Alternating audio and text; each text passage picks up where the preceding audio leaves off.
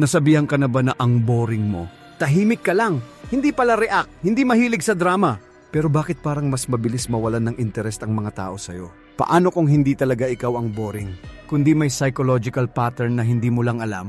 Sa psychology, ang pagiging boring ay hindi simpleng kakulangan sa personality. Minsan, ito ay resulta ng emotional predictability, low stimulation signals, o kaya subconscious social cues na hindi mo namamalayan na pinapakita mo. At ang mas nakakagulat, may mga taong mukhang boring sa panlabas, pero sila pala ang pinaka-deep, pinaka-observant at pinaka-dangerous mag-isip. Sa video na ito, uusisain natin ang totoong psychology sa likod ng salitang boring at bakit minsan hindi ito insulto kundi misunderstood strength.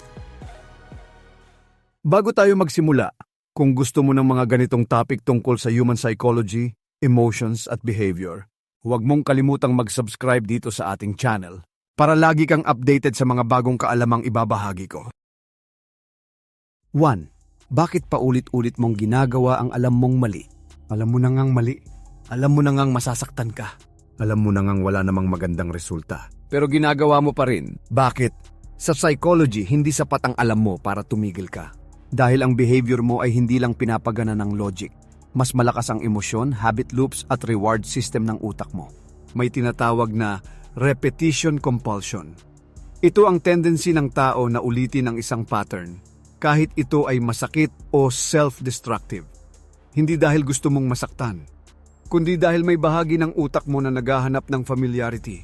Mas pipiliin ng utak ang pamilyar kaysa sa healthy. Kung nasanay ka sa toxic na relasyon, chaos ang magiging normal mo. Kung nasanay ka sa procrastination, magiging komportable ka sa pressure. Kung nasanay ka sa rejection, hahanapin mo ang taong emotionally unavailable. Hindi ito katangahan, ito ay conditioning. May isa pang dahilan, dopamine cycle. Kahit negative ang outcome, may maliit na reward sa anticipation. Yung thrill. Yung hope na baka iba na ngayon. Yung panandali ang saya bago bumagsak ulit. Ang utak mo ay na-addict sa cycle, hindi sa resulta. Kaya kahit alam mong mali, iniisip mo pa rin na baka this time mag-work. At may mas malalim pa dyan. Minsan, inuulit mo ang mali dahil may gusto kang patunayan. Sa sarili mo, sa ibang tao, o sa nakaraan mo. Parang subconscious attempt na baguhin ang ending ng lumang sugat. Pero imbes na gumaling, lalo lang lumalalim ang pattern. Ang totoo, hindi mo problema ang kaalaman. Ang problema mo ay unresolved emotion at automatic habits. Hanggat hindi mo naiintindihan kung anong emotional need ang natutugunan ng maling behavior na yan, babalik at babalik ka sa parehong sitwasyon. Hindi dahil mahina ka, kundi dahil wired ang utak mo na protektahan ang pamilyar. 2. Ang totoong dahilan kung bakit boring ang isang tao hindi mo inaasahan. Kapag sinabi mong boring ang isang tao, ano agad ang pumapasok sa isip mo? Tahimik. Walang kwenta kausap, walang sense of humor, walang impact. Pero paano kung mali ang basehan mo? Sa psychology, ang pagiging boring ay hindi lang tungkol sa personality. Mas madalas, ito ay tungkol sa stimulation. Ang utak ng tao ay naghahanap ng novelty.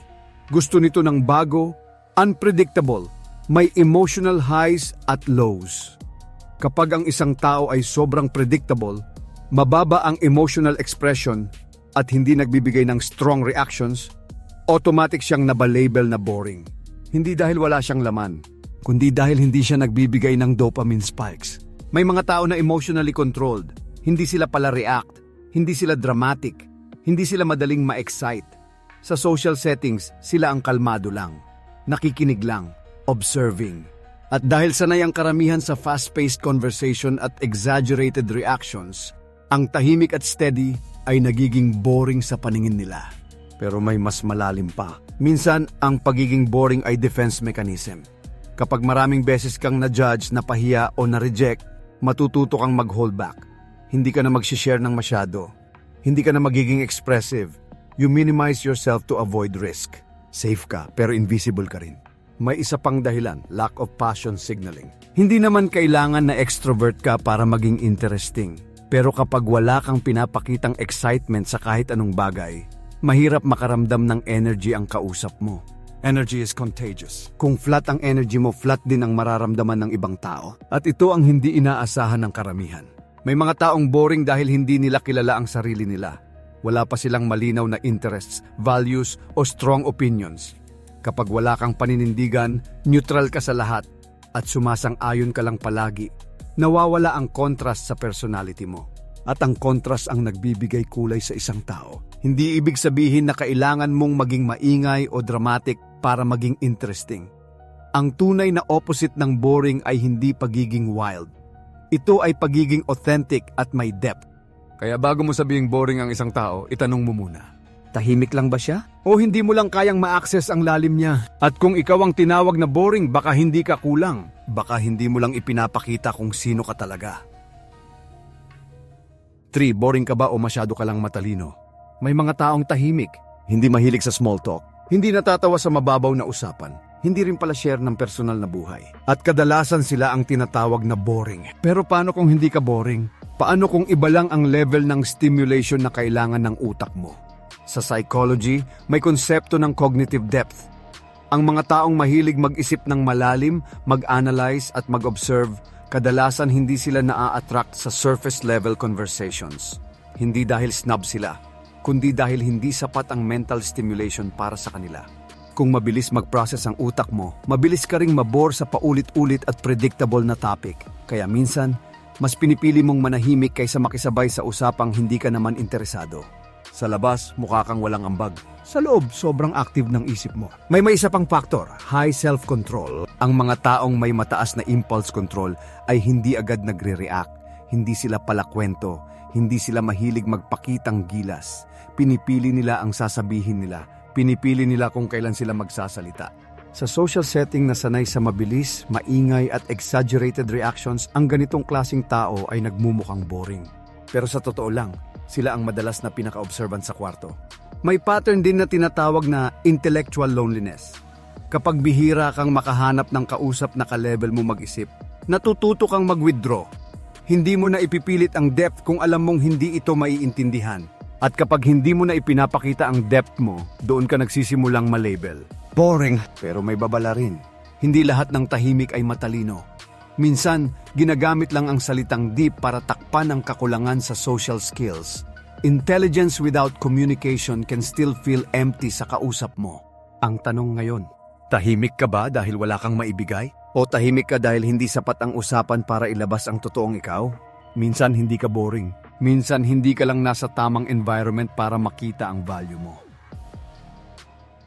4. The psychology of boring people. Mas delikado sila kaysa akala mo. Kapag may taong tahimik, kalmado, at hindi masyadong expressive, kadalasan hindi sila napapansin. Hindi sila sentro ng usapan. Hindi sila dramatic. Hindi sila exciting. At doon nagsisimula ang maling akala. Sa psychology, ang mga taong mukhang boring ay madalas high observers. Dahil hindi sila abala sa pagpapapansin, mas marami silang napapansin. Habang ang iba ay nagsasalita, sila ay nag-a-analyze. Habang ang iba ay nagre-react, sila ay nagpo-process. Silence creates information advantage. Kapag hindi ka masyadong nagsasalita, mas kaunti ang mababasa ng tao tungkol sa'yo. Pero ikaw, nababasa mo sila. Nakikita mo ang inconsistencies, body language, tone shifts at micro-reactions na hindi napapansin ng karamihan. At iyon ang unang dahilan kung bakit sila delikado. They gather data quietly. May isa pang factor, emotional control. Ang taong hindi agad nagre-react ay hindi madaling manipulahin. Hindi sila nadadala ng pressure. Hindi sila basta-basta napoprovoke. Sa mga sitwasyong puno ng emosyon, sila ang steady. At sa mundo kung saan karamihan ay impulsive, ang taong may control ay may advantage. Minsan din, ang pagiging boring ay strategic invisibility. Kapag hindi ka threat sa paningin ng iba, hindi ka nila babantayan. Hindi ka nila iiwasan. Hindi ka nila iuurungan. Pero habang hindi ka nila pinapansin, may oras kang magplano, may oras kang mag-isip, may oras kang pumili ng tamang galaw.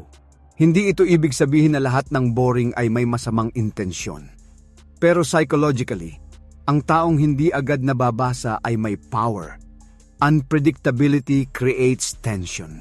At tandaan mo ito, ang maingay ay madaling maintindihan. Ang tahimik ay kailangang pag-aralan. Kaya sa susunod na makakita ka ng taong mukhang boring, huwag mong maliitin. Baka hindi siya kulang sa personality. Baka siya ang pinaka-aware sa buong kwarto. 5. Bakit nawawala ang interest ng tao psychology ng pagiging boring? Sa umpisa interesado sila. Madaming tanong, madaming kwento, madaming atensyon. Pero habang tumatagal parang may nagbabago.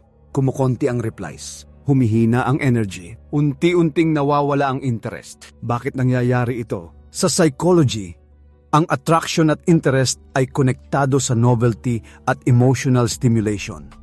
Kapag may bago, unpredictable, at may konting challenge, naglalabas ang utak ng dopamine. Ito ang chemical na nagbibigay ng excitement at anticipation. Pero kapag naging sobrang predictable ang interaction, bumababa ang stimulation. Kung palagi kang available, palaging mabilis mag-reply, palaging sumasang-ayon, at walang sariling contrast, nawawala ang tension. At kapag walang tension, walang spark. Hindi ito tungkol sa pagiging mabait o masama. Ito ay tungkol sa dynamics. May tinatawag na overexposure effect sa social behavior. Kapag sobra ang access ng isang tao sa iyo, nawawala ang sense of mystery. At kapag wala ng mystery, wala ng curiosity. Curiosity sustains interest. May isa pang factor, emotional flatness. Kung pare-pareho ang energy mo sa lahat ng sitwasyon, walang variation, walang passion, walang strong reactions, mahihirapan ang kausap mo na makaramdam ng emotional connection. People remember how you make them feel. Kung neutral lang ang nararamdaman nila sa'yo, madali ka nilang kalimutan. Minsan din, nawawala ang interest dahil wala kang malinaw na direksyon o personal growth. Ang mga taong may goals, passions at sariling mundo ay naturally interesting. Hindi dahil nagpapapansin sila, kundi dahil may momentum ang buhay nila. Momentum attracts attention. Kapag umiikot lang ang usapan sa parehong topic, parehong routine, at walang bagong layer na nadadagdag, nagiging stagnant ang connection. At ang stagnant madaling iwan. Pero tandaan mo ito, hindi mo kailangang maging ibang tao para manatili ang interest nila. Ang kailangan mo ay depth, boundaries at sariling identity. Kapag buo ka sa sarili mo, hindi mo kailangang habulin ng atensyon. Sila ang kusang lalapit dahil may energy kang hindi madaling maubos. 6. Hindi ka boring. May mali lang sa strategy mo. Kung ilang beses ka nang nasabihan na boring ka, baka nagsimula ka ng maniwala. Baka iniisip mo kulang ka sa personality, kulang ka sa humor, kulang ka sa impact. Pero paano kung hindi ikaw ang problema? Paano kung mali lang ang strategy mo sa pagpapakita ng sarili mo? Sa psychology, hindi sapat na may depth ka. Kailangan marunong ka ring magpakita ng contrast. Kapag palagi kang neutral, palaging kalmado, at palaging safe ang sagot mo, nagiging flat ang impression mo sa iba.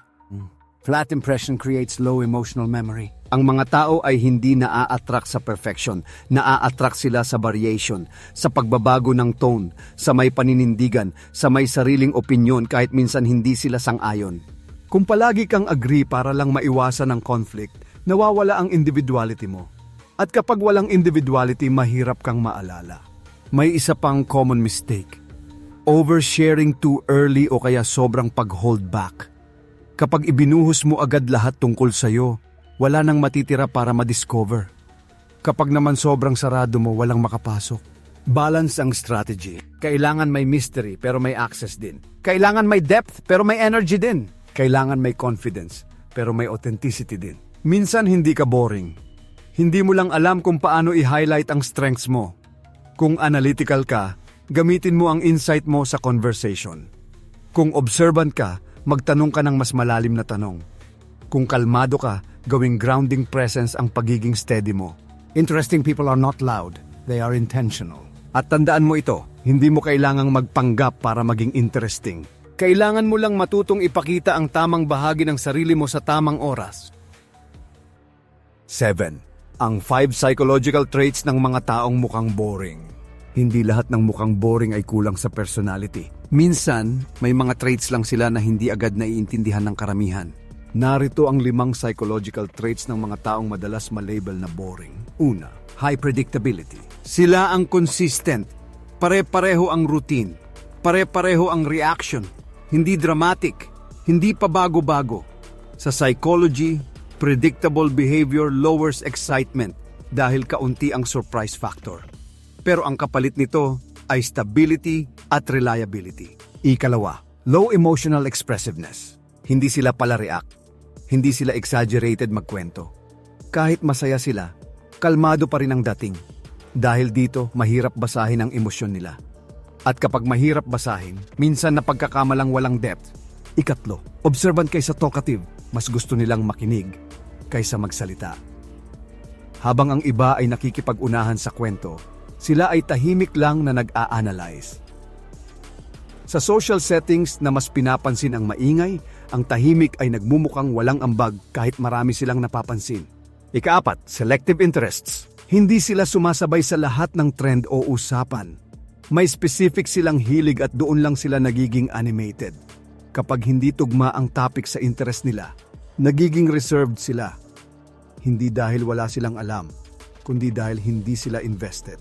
Ikalima, high self-control. Hindi sila impulsive, hindi agad nagpapakita ng strong opinions. Pinipili nila ang timing at salita nila. Sa mundo na sanay sa instant reactions, ang ganitong control ay napagkakamalang kakulangan sa personality. Ang totoo, marami sa mga traits na ito ay strengths, stability, emotional control, depth, focus, awareness. Ang problema, hindi ito laging exciting tingnan sa unang tingin.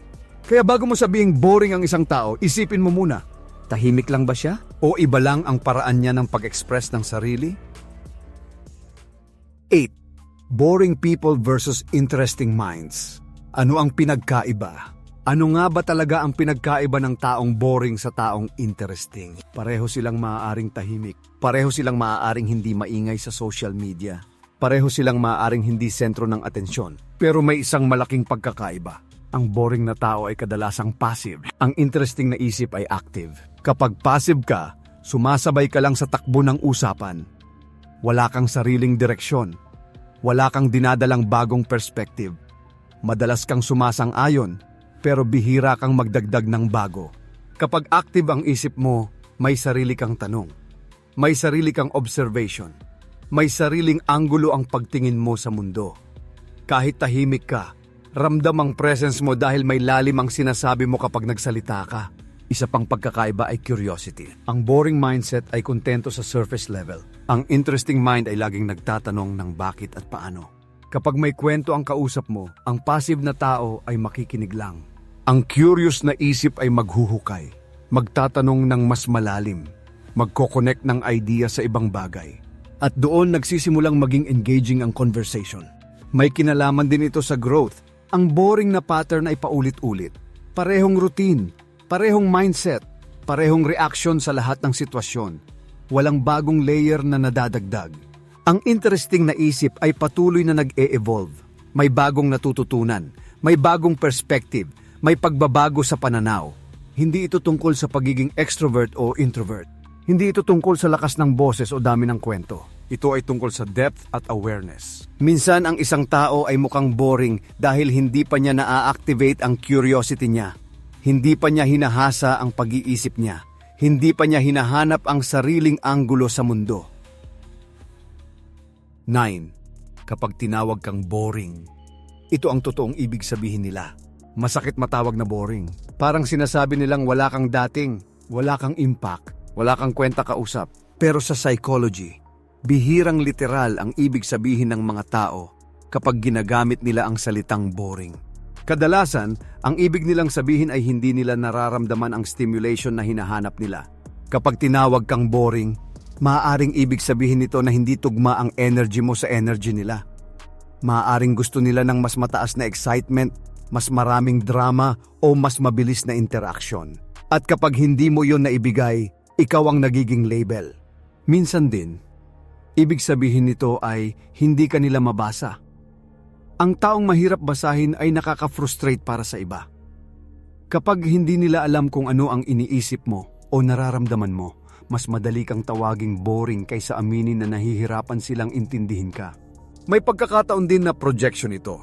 Kapag ang isang tao ay walang maibigay na lalim sa usapan, mas madaling sabing boring ang kausap kaysa aminin na wala rin silang maambag. At minsan simple lang ang ibig sabihin. Hindi ka nila ka-wavelength. Hindi lahat ng tao ay compatible. May mga taong maa-appreciate ang tahimik at steady. May mga taong hahanap ng maingay at spontaneous. Kapag hindi kayo tugma, hindi ibig sabihin may kulang sa'yo. Ang problema nagsisimula kapag inangkin mo ang label. Kapag naniwala kang boring ka, bababa ang confidence mo. Mas lalo kang mag-hold back. Mas lalo kang magiging reserved. At doon nagiging self-fulfilling ang label. Pero tandaan mo ito, ang pagiging boring ay kadalasang subjective. Depende ito sa expectation ng tumitingin. 10. Ang nakakagulat na psychology sa likod ng pagiging boring. Akala ng karamihan ang pagiging boring ay simpleng kakulangan sa personality. Tahimik ka, hindi ka dramatic, hindi ka mahilig magpakitang gilas, kaya boring ka. Pero sa psychology, mas komplikado ang label na yan. Ang unang nakakagulat na katotohanan ay ito. Ang boredom ay hindi lang tungkol sa nagsasalita. Ito ay interaksyon sa pagitan ng dalawang tao. Ibig sabihin, ang isang tao ay maaaring boring sa paningin ng isa pero sobrang interesting sa iba. Perception creates the label. May kinalaman din ito sa stimulation threshold. Iba-iba ang level ng excitement na kailangan ng bawat utak. May mga taong sanay sa high-intensity environment. Kailangan nila ng mabilis, maingay, at puno ng emotion. Kapag kalmado at steady ang kaharap nila, bumababa ang stimulation nila at tinatawag nila itong boring. Pero may isa pang layer. Minsan, ang pagiging boring ay resulta ng self-suppression. Kapag matagal mong itinago ang opinyon mo, pinigil ang humor mo, o inayos ang kilos mo para hindi ka ma-judge, unti-unti mong pinapaliit ang sarili mo. Sa huli, nagiging safe ka nga, pero nawawala ang kulay mo. Safety without expression feels empty. May psychological comfort din sa pagiging predictable. Ang mga taong boring sa panlabas ay madalas stable at consistent. Hindi sila pabago-bago. Hindi sila impulsive. At sa long-term relationships, ang ganitong traits ay mas valuable kaysa sa panandaliang excitement. Ang nakakagulat dito ay ito. Ang madalas matawag na boring ay sila ring may malalim na inner world. Hindi lang nila ito ipinapakita sa lahat. Selective sila kung kanino sila magiging expressive. Kaya ang tunay na tanong ay hindi kung boring ka ba. Ang tanong ay ito.